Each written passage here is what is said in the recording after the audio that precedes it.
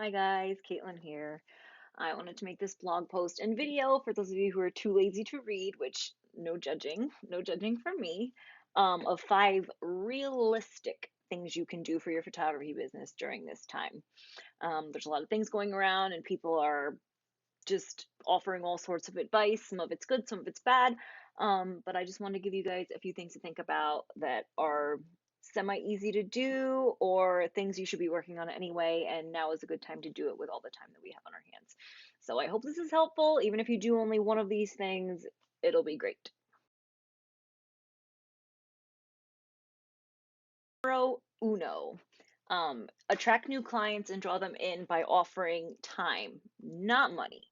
Lots and lots of people have told me that they are just offering discounts left and right. They're cutting their rates in half. They're doing all this crazy stuff. That's honestly what led me to make this blog post. Um, don't do that. You have to think about your business in the long term. If you discount all your rates now to get new clients, you're going to financially be hurting yourself this year, next year, and all to come. It's just not a good idea. It's not a good idea for your business. It's not a good idea in general. It's not a good idea for the industry as a whole. What you need to do is offer time incentives.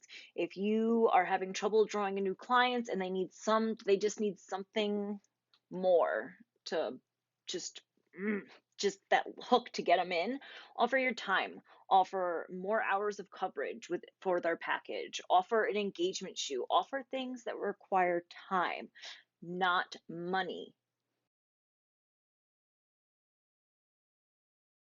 Number two, get clear on your numbers. Your numbers. I myself am totally 100% guilty of this, so I'm not judging anybody, but a lot of photographers just put their packages together, make up some rates, and they're like, all right, I'm good to go. What may seem like a large number on paper, when it comes to actually running a business, is actually not that big of a number at all. Think about it. If you've been doing this for a few years, you think you're making all this money, and then think about the winter time. Are you broke? Are you having trouble? Do you have all this money saved up from all this money that you're charging? Usually the answer is no, because people are not clear on their numbers. Ooh, there goes my ring. They don't really truly understand how much it costs to run their business. And so they're charging these rates and they really just don't realize that they need to be charging so much more. Don't base your rates on the industry around you. You literally have to look at your numbers. You have to look at everything that costs you any amount of money, any amount of time, and you have to really figure it out and then find out what's profitable for you to last you in the year. You need to think of the year and not month to month. And that's how you're really going to figure out what you should be charging and what is worth your time, because everyone thinks wedding photography is very expensive, but that's because wedding photography businesses are extremely expensive to run. And that's just the reality of the situation. And if you want to be profitable and maintain and be able to survive the entire year, you need to make sure that you understand what you're charging and why you're charging it.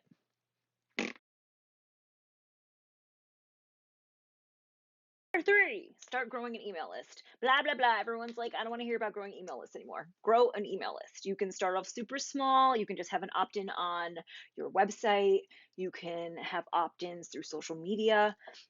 You can ask your past clients if they would like to opt in. You can offer every once a year, even. You could just offer album sales, print sales, things like that. That's the only time you really should be doing something like that. Social media, you know that all the algorithms, they're really, really keeping people from seeing everything, basically. One place that social media algorithms have no home is your email list. They're algorithm proof. You have an email, you send it out. You can just share your blog posts with your email list. You can kind of do anything that you want to do. I personally use Flowdesk for the Ramsdens and for Lady Ramsden. Down below in the blog post, there's a 50% off code. So if you click the link, you can get 50% off Flowdesk. Flowdesk for me has, out of the ones that I've used, it's been the easiest, the prettiest, and the best. So try it. Or start cleaning up your social media feeds. I'm going to sound like a broken record. Literally, everyone that I run into who's a photographer or owns a photography business, they will hear me say this. Clean up your social media. Get rid of anything generic. Get rid of anything you don't personally like. This is your time to treat your business like a business. You need to show the work that you want to get. People ask me all the time, how do I get the kind of clients I want? By showing the kind of work that you want to get. So if you don't like big ballrooms, if you don't like huge weddings, then don't show those. Don't show that kind of work. Only show the kind of work that you want to get. Some people say, well, I'm not shooting the kind of work that I want to get. Well, then go shoot it. Find a way to do it. Make it work. There's no reason if you love shooting a certain thing that you should not be showing that and only that.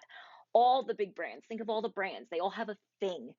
They show that. They only show that. They don't show anything else. And so when somebody in their mind's like, I'm looking for this, they go to that brand because they know that they specialize in that. And that is where the power is. You have to show the kind of work you want to get and only show that kind of work. If you aren't sure what is your favorite kind of work, you have to ask yourself a few questions. What was your favorite shoot or wedding or whatever that you ever did? And you need to really think about it. And you need to think about why. Why was that your favorite? Was it the couple? Were they awesome? Probably. That's what we go on and I go on. The people are what matter to me the most, absolute more than anything. I want people who are happy, people who have their priorities straight, things like that. Was it the location? Was it the aesthetic? Was it the time of year? Once you're clear on why you love something, then you know that that's the thing you want to go for, and that's the thing you need to show and show and show again until you are known for that. And that is something you can definitely do right now. So do it. Okay, number 10, number 5, create work for you. Oh my God, I can't say this enough. There Last year was a time that I really realized I had not taken a photograph for myself in so long, and it made me so sad. I'm so thankful for how busy I am with my clients and everything like that. Like, don't get me wrong, like, I am so happy. The fact that I can do photography for a living makes me happy every single day, and I don't even know how I would be if that wasn't the case.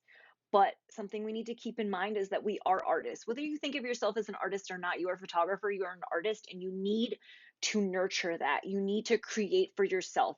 Just because it's the downtime right now, nobody has anything to do, doesn't mean that you can't create. You must create art in some sort of way. Photograph anybody, your spouse, your children, your pets, your plants, anything, you're baking. Make a photo for yourself. And if you can't do that, and you don't know where to start, then go ahead and join Let's Get Weird, and we will totally encourage you to make art for yourself at any time.